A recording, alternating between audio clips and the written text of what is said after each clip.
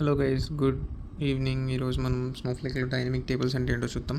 మొన్నటిదాకా టేబుల్స్ చూసాం, వ్యూస్ చూసాం, మెటీరియలైజ్ వ్యూస్ చూసాం. ఇప్పుడు డైనమిక్ టేబుల్స్ అనమాట. ఇదంతా ఒకటే జాతిలోకి వస్తాయి. సో ఎందుకు ఇవన్నీ ఇట్లా ఎవాల్వ్ అయితే వచ్చినాయి అన్నది నేను మాట్లాడుతూ వచ్చాను. టేబుల్ నుంచి వ్యూ ఎందుకు వచ్చింది, వ్యూ నుండి మెటీరియలైజ్ వ్యూ ఎందుకు వచ్చింది, ఇప్పుడు మెటీరియలైజ్ వ్యూ నుంచి డైనమిక్ టేబుల్ ఎందుకు వచ్చిందో మాట్లాడదాం. సో నిన్న మాట్లాడుకున్న దాని ప్రకారం మెటీరియలైజ్ వ్యూస్కి ఉన్న డ్రాబ్యాక్స్ ఏంటి చెప్పండి. ఒకటి, నువ్వు ఇది ఆటోమేటిక్గా ఒక వేర్ హౌస్ని తీసేసుకుంటుంది. బ్యాక్ ఎండ్లో స్నోఫ్లేక్ అన్నది ఒక వేర్ హౌస్ డిటర్మైన్ చేసేస్తుంది కదా.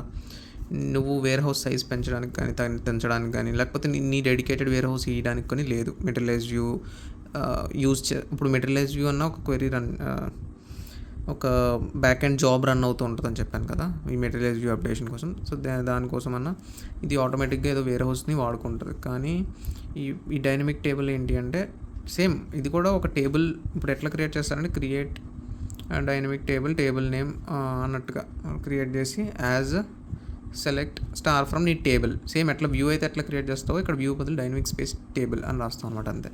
ఓకే, సో ఈ డైనమిక్ టేబుల్లో ఎడిషనల్ బెనిఫిట్ ఏంటి అంటే వేర్ హౌస్ స్పెసిఫై చేయొచ్చు. ఓకే, నువ్వు ఏ వేర్ హౌస్ వాడుకోమంటారు సార్ నన్ను అని స్నోఫ్లేక్ నిన్ను అడుగుతుంది అనమాట. ఓకే, సో సెకండ్ బెనిఫిట్ ఏంటి అంటే ఫస్ట్ ఇది డ్రాబ్యాక్. ఇక్కడ సెకండ్ డ్రాబ్యాక్ ఏంటి అంటే నువ్వు ఇది ఆటోమేటిక్ రీఫ్రెష్ అని చెప్పాను కదా. ఎప్పటికప్పుడు వెళ్ళి బేస్ టేబుల్ మీద ఎవ్రీ సమ్ ఎక్స్ మినిట్స్కి ఎన్ని మినిట్సో తెలియదు స్నోఫ్లేక్ చూసుకుంటుంది ఆటోమేటిక్గా అని చెప్పాను కదా. రీఫ్రెష్ అవుతూ ఉంటుంది అని. సో ఈ మెటీరియలైజ్ వ్యూకి నీకు టైం స్పెసిఫికేషన్ లేదు. ఓకే, కాకపోతే డైనమిక్ టేబుల్కి టైం స్పెసిఫై చేయొచ్చు.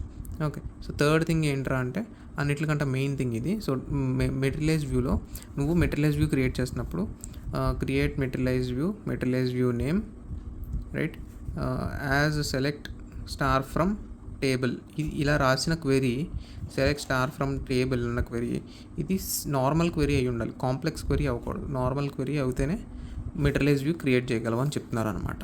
అంటే కాంప్లెక్స్ క్వెరీ అంటే మల్టిపుల్ జాయిన్స్ కానీ గ్రూప్ వైస్ కానీ ఇట్లాంటివి పెట్టేసి నువ్వు క్వెరీ రాసి నేను materialise view on top of that create చేస్తానంటే అలో చేయదు అని చెప్తున్నారు. అలాంటి వాటికి this will support you.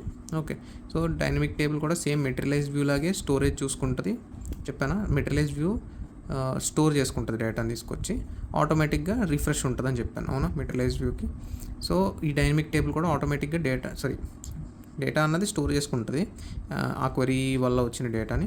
And also నువ్వు ఈ వేర్ హౌస్ సైజ్ స్పెసిఫై చేయొచ్చు. ఎప్పటికప్పుడు రీఫ్రెష్ జరుగుతూ ఉంటుంది కదా. సో ఆ రీఫ్రెష్ జరుగుతున్నప్పుడు నువ్వు వేర్ హౌస్ సైజ్ స్పెసిఫై చేయొచ్చు.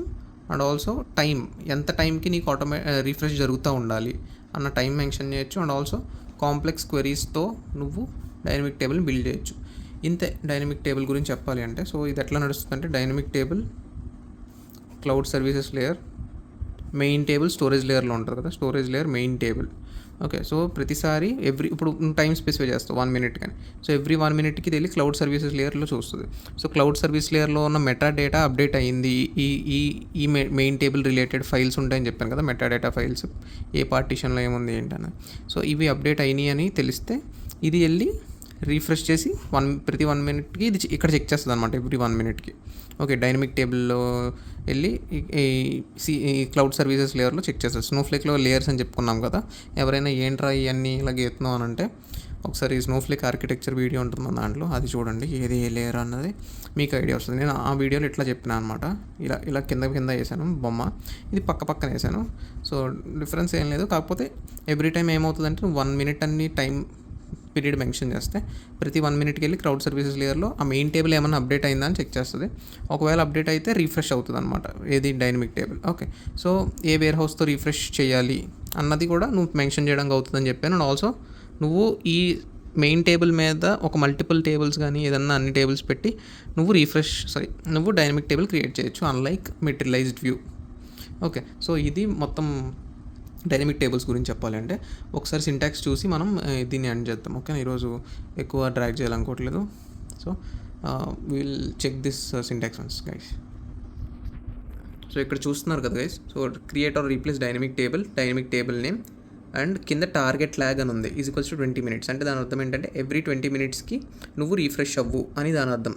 అండ్ ఆల్సో వేర్ హౌస్ని డిఫాల్ట్గా ఒక కంప్యూట్ వేర్ హౌస్ అన్నది నువ్వు ఆల్రెడీ క్రియేట్ చేసి పెట్టుకున్నావు ఈ పర్టికులర్ అకౌంట్లో. ఓకే, సో ఆ వేర్ హౌస్ని నేను దీనికి చెప్తున్నాను, నువ్వు ఇది వాడుకో, నువ్వు రిఫ్రెష్ చేద్దామని ప్రతిసారి నీకు నచ్చిన వేర్ హౌస్ పెట్టకు, నేను చెప్పిన వేర్ హౌస్ని వాడుకో అని చెప్తున్నావు అనమాట. ఓకే, సో కింద నువ్వు ఒక కాంప్లెక్స్ క్వెరీ, అదంతా ఒక గ్రూప్ వైస్ వాడిన క్వెరీ అనమాట. ఒక కాంప్లెక్స్ క్వెరీ అంటే ఏదో ఒక క్వెరీ అవ్వచ్చు, అది కాకపోతే మెటీరియలైజ్ వ్యూ సపోర్ట్ చేయని క్వెరీ, అప్పుడు నువ్వు డైనమిక్ టేబుల్కి రావచ్చు అనమాట.